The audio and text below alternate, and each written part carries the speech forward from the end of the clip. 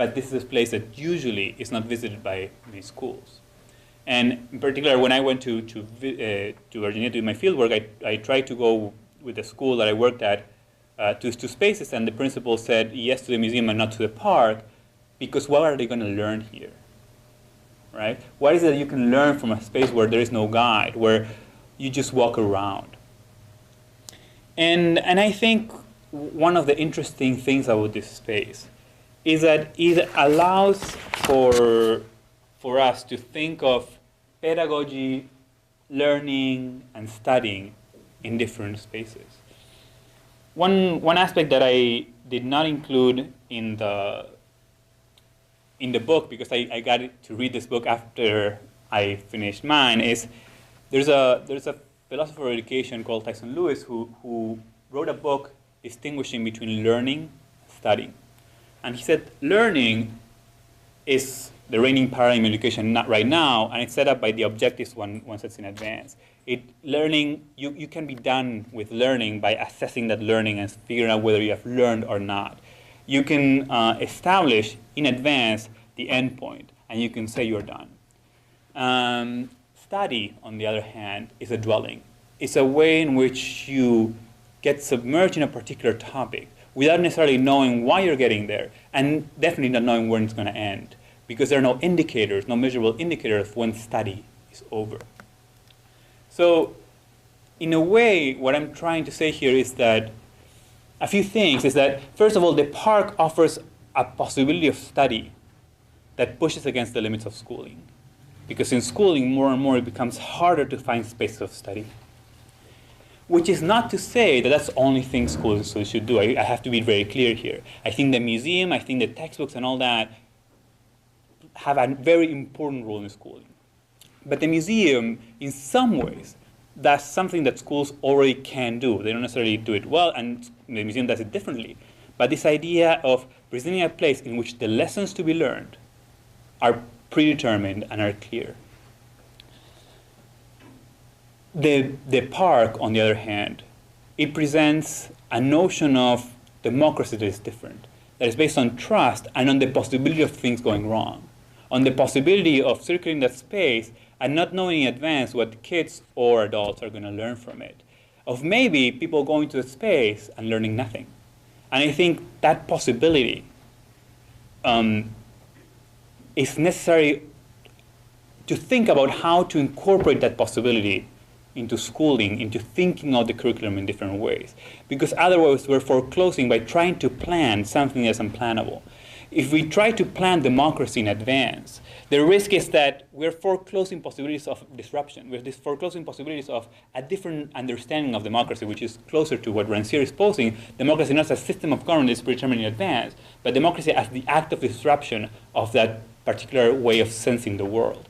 And while I was having this conversation in a class with Tom yesterday, I try to be careful not to put art always as a salvation, as the space that always is different, that always will save us from the limits of other things. I think you can do this in spaces that are based on math or the basis of other fields as well. But I think what this space of the park allows us is to think about it differently. Not necessarily in the park, but using the park to think about what the limits are of the ways in which we're trying to protect democracy by planning the subjects that are going to be the responsible citizens that inhabit that democracy. So, thank you.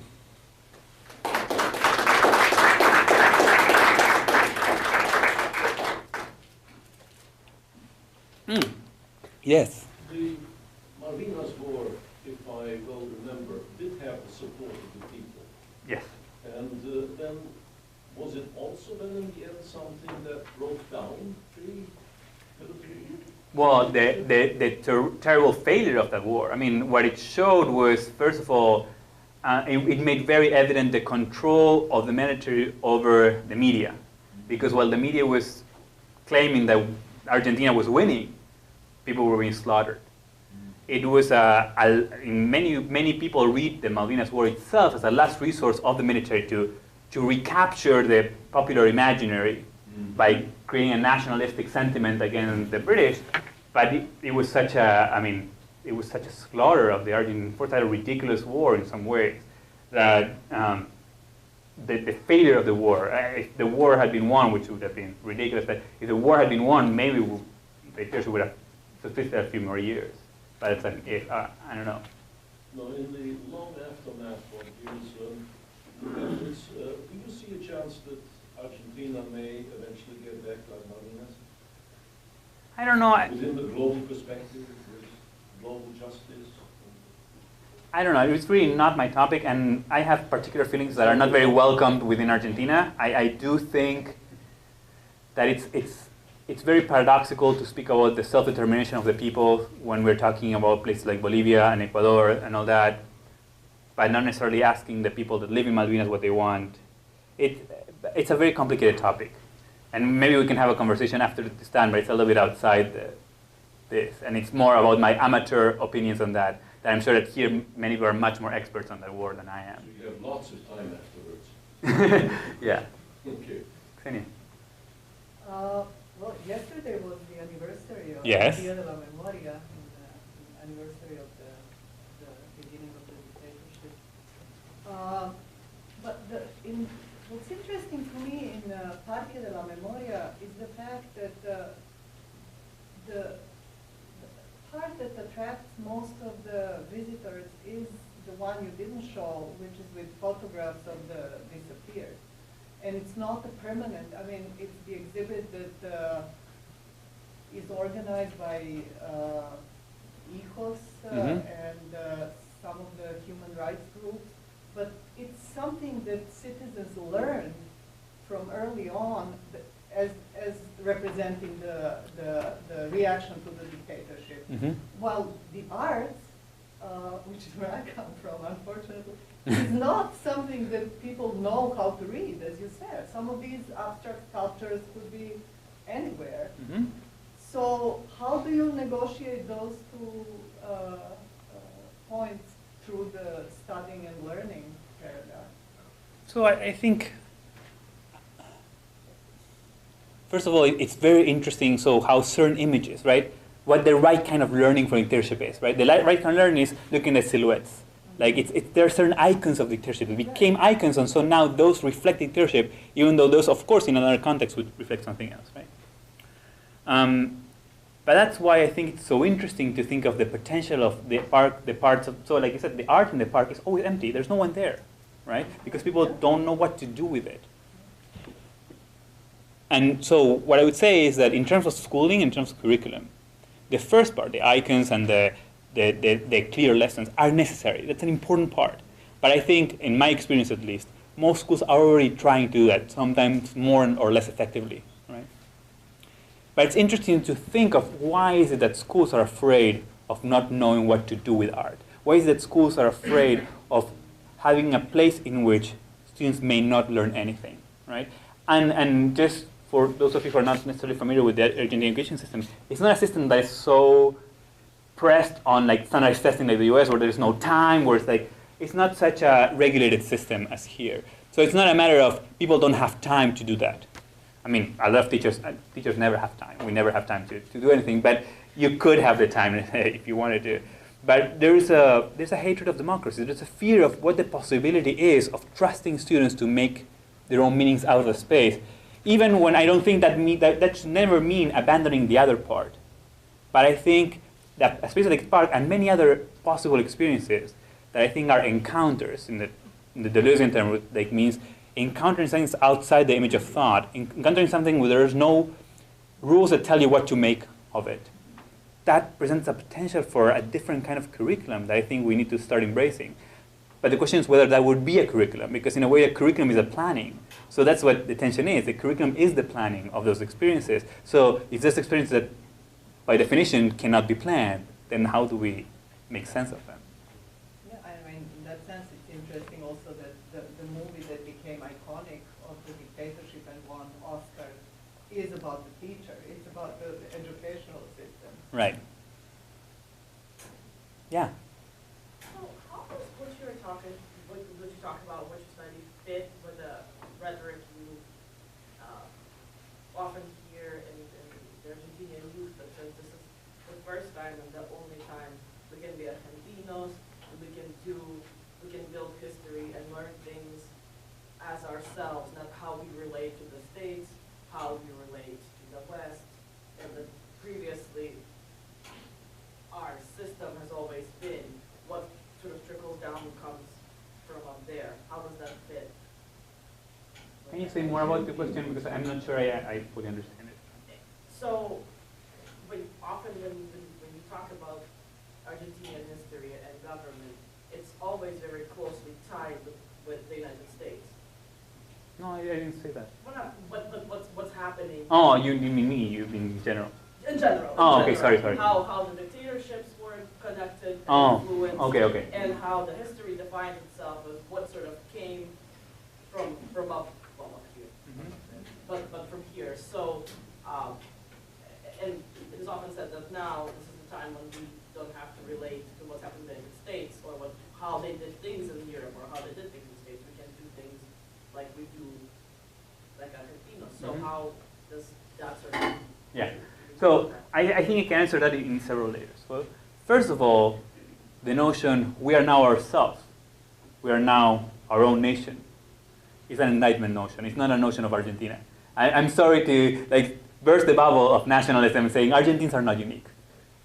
In that sense, notions of curriculum, notions of pedagogy and all that are all part of a much wider system of thought that even when it's done in the name of individualism, individual ideas of democracy that are uniquely Argentine, they're never uniquely Argentine, right? And it's not because they're imposed. I'm not talking about imposition. I'm talking about a particular way of thinking about people, about society and all that. That have to do with a Western idea of how society works, right? So that's why in the book, I hope the way it's read is kind of two-layered. On the one side, I'm talking Argentina, but on the other side, I'm talking about how we use the past to define who we are, in general, within a particular Enlightenment project of being agents in the present to shape a new future and all that. So even the project of autonomy is not autonomous. All right? So there are specificities to Argentina that has to do with its own relation to the past.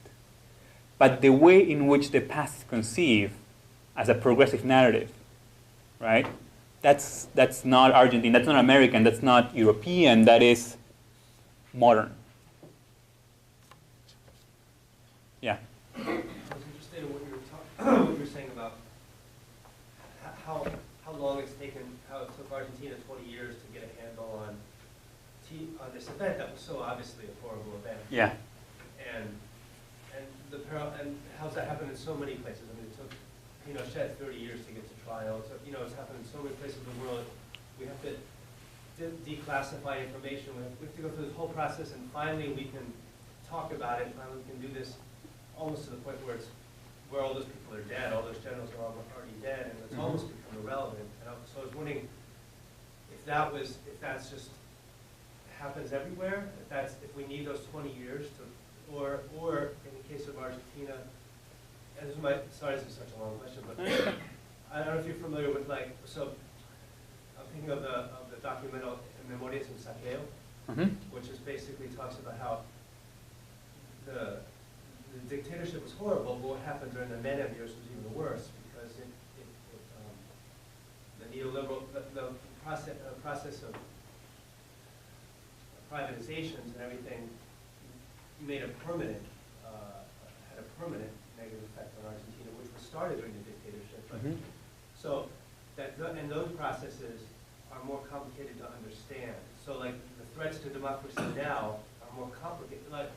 Is it that we can't understand what's happening now, or is it we can't understand what's happening now because it's more complicated? You know what I'm saying? So let me have a preface to answering your question. The preface links to what I just answered to her, which is your question points to, and my presentation itself points to how difficult it is to step outside the system of thought we're in, or maybe how impossible it is. So this idea of a progressive narrative of the nation, you just repeated it. So do we need 20 years in order to progress to a point where we are ready to, right? That's a progressive narrative of the nation. But it's very hard to speak without notions of progress and without notions of development. So I'm not saying the question is wrong, I'm just saying we are all embedded in this process. It's not what my research does is makes it very hard to talk about resistance as something outside, but we are within it. So it makes it very hard to do that. within that, I have to say that the Argentine case proves in some way that it's not necessarily progress, because right after the dictatorship there were trials, people were imprisoned, and there was a moment in which the dictatorship came to the fore, but then in the Menem years it went back to the back, right? In some areas, because this was not a homogeneous process. It happened in different places in different ways, right?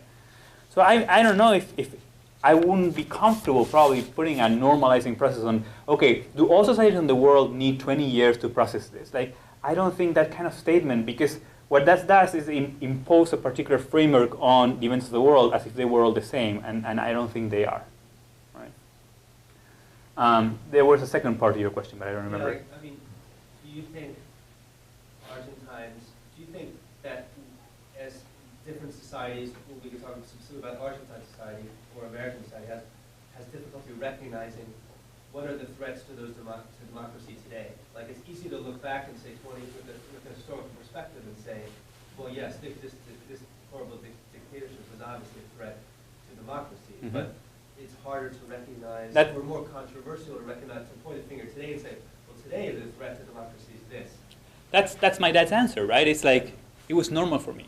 So that's the starting question of this. Like, what is the water we are swimming in, right? What is it that we are not able to see because it's what we consider normal, that we need to try to put an effort into stepping back and seeing, how is this? So another way of putting it is like, when I was here in Madison, there was a program, still exists, I think, where international students are invited to high schools to speak about their countries when teachers are talking about it. So one teacher invited me to talk about the Argentine dictatorship. So I went to high school, and then one of the things I asked them is, so do you think like something like clandestine concentration camp could ever happen in the US?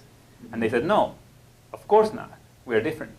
And so I said, what about Guantanamo? What about the internment camps? So, but it's very hard for someone to see, so for a fish to see the water it's swimming in, right? But I don't think it's impossible. That's the work we need to do. That's the work of the intellectual, that's the work of the scholar, to make certain things visible that maybe are part of the common sense. Yeah. There was two very different kinds of images that you were showing us. When you end on the wall with names on it, I don't know if it's consciously echoing the Vietnam Memorial, but yeah. the memory by putting names on the walls is such a particular trope that's gone international. And then you have, in large part, very abstract sculpture. Those two styles of how people think are also really different. And in some ways, the wall is likely to fit more into your concern about sort of the standardized ways of creating histories. These walls are very familiar. And it'd be interesting to think about how that space attempts perhaps to contain the polysemy of the art with a wall that says, here are the people to remember. And I don't know if you see the art working in different ways. Yeah, I think you're completely right. I think the memorial, and the specific memorial, which is the wall, it's called memorial, it is a different kind of space than the rest.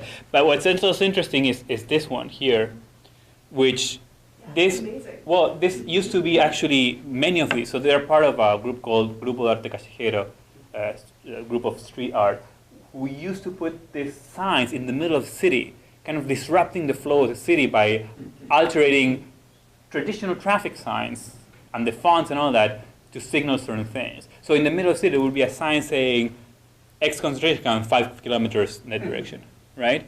Or here lives a genocide, or do not turn to the left. It was like the not turn to the left as a symbol of the fight against that.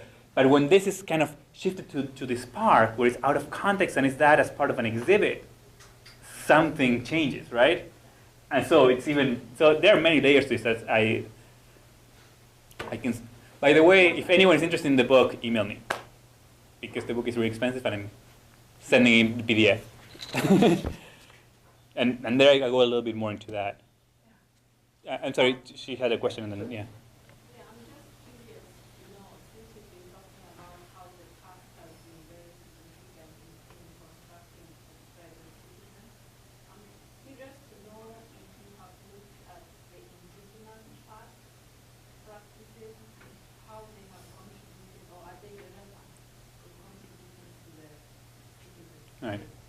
Honestly, I haven't. I mean, in this particular study, what I did was look at mostly how the dictatorship appears in curriculum and in memorial spaces. So I really, that's not my area of expertise. I wish I knew more. Maybe in the future, if I plan it. Yeah. Yeah, I have a statement and a question. The statement is I actually have contributed a high school textbook and a history textbook. And that experience opened my eyes to the fact that there is a large variety of contexts in which you can actually produce this artifact. And you know, I read about what happens in Texas with school boards and how controlled some of the content of the textbooks is there. And because of that, and I happen to have had an experience with really opened my eyes in the sense that I was not controlled at all. I was never told what to do or say. Much of what I say in that textbook is really based on historiography. And so my question to you is, how much care did you put into examining the kind of the context or the processes of production of these textbooks? Were they really controlled by state? No, they were not. They were not. So, I mean, that's why, in a way, that's where the Foucauldian framework helps me, because I'm not looking at the authors. I'm not looking, I mean, for some kind of studies, it matters where there was oppression, where there was like control over the writing. What I'm trying to put, like, by analyzing the textbooks, like some of them come from very conservative publishers, some of them come from very progressive publishers, some of them come from very established scholars, and some of them come from more textbook writers that are not from the field of history or right? So, but the reason I'm not looking at who is the author is because what I'm carrying out in this particular project is in how does discourses become reasonable? How is it that when you look at all this as a group, you have this streamline of what it means to educate the responsible citizen. So how these things about what is possible or not to say, it's not because someone tells you you can't say that, but it's because that's outside the thinkable space of the production of a textbook. So that's why in this particular kind of study, it's not about who writes it, but it's about what is available to our thought, what is available to us as a particular way of thinking about a process, or in this case, a textbook. So there is a huge aspect of the production of the textbooks and things that are being left out, but I'm more interested when you look at them as a whole, and I'm looking only at textbooks that appear up to 2006, which is when I was doing this particular analysis. The book just took a long time to come out, but the textbooks, the last textbook I have is from 2006. So some people have told me that these views have become much more plural in the time since then. I haven't looked at that.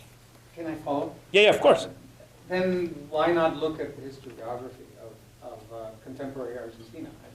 In the sense that there is probably a lot to be said about the embedded memories of the dictatorship in historiographical writing that might not be revealed in what you have just said are sometimes not exactly professional writers presenting historical narratives. I think one way in which that what you're saying is there's this book called No Matar. I don't know if you know it. It's or No Matar. No Matar. It's a republishing of a debate that happened in a couple of magazines in Argentina between different intellectuals from the left. Now, sort of like taking responsibility for some of the violence that was taking place before the dictatorship, right? And the reactions to those debates. And the appearance of the book created a lot of debate because what these people were doing was kind of betraying the view of the saints, the disappeared saints, right? And it was interesting, but up to the point I had seen, that hadn't penetrated textbooks. The reason I focus on textbooks is because I'm in curriculum and instruction, and I'm an educator, and I'm a curricular studies person. So I think there's a debate in historiography. But again, then the question becomes, how is it that when we think about pedagogy, how is it when we translate this historical consciousness into a pedagogical device? There are certain things that are transformed into something else, right?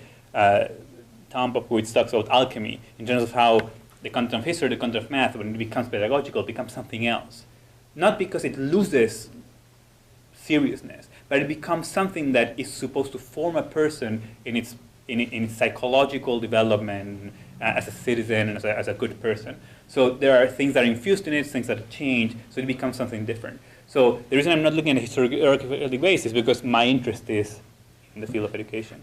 But I think I'm not dismissing the question at all. Yeah. Yeah, two quick questions. The first one, going back to something that Senya mentioned, what about this other type of art, like film or theater, or other possibilities of the internet? How is that incorporated into the curriculum or learning process? And another question, is it necessary to have like some kind of like an acknowledgement or recognition in order to move forward or healing of these things? So in order to how our film, I looked somewhat at films and how those are included in the curriculum, and part of it came from Senya's course.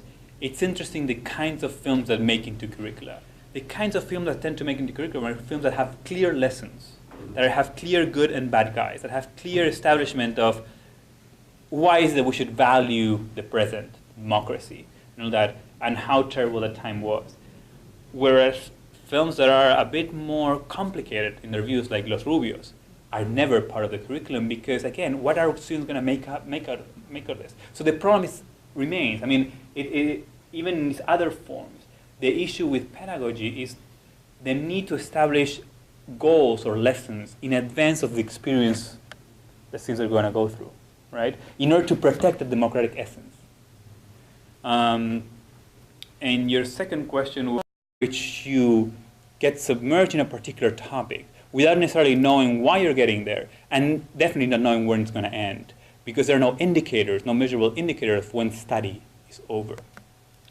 So, in a way, what I'm trying to say here is that a few things is that, first of all, the park offers a possibility of study that pushes against the limits of schooling.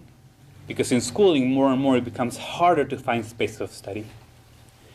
Which is not to say that that's the only thing schools should do. I have to be very clear here. I think the museum, I think the textbooks and all that have a very important role in schooling. But the museum, in some ways, does something that schools already can do. They don't necessarily do it well, and the museum does it differently.